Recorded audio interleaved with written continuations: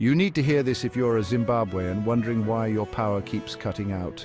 Zimbabwe is in the grip of severe blackouts, with power cuts lasting up to 15 hours daily. The culprit?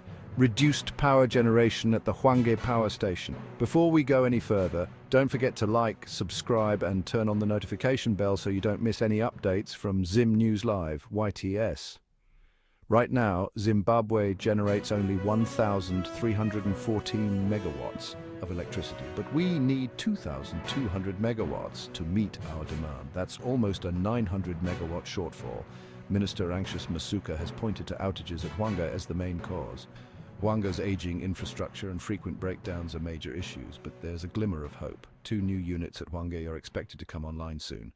These units should help stabilize the power supply and reduce blackouts. Until then, brace yourselves for longer outages. Stay informed, stay prepared, and let's hope for brighter days ahead.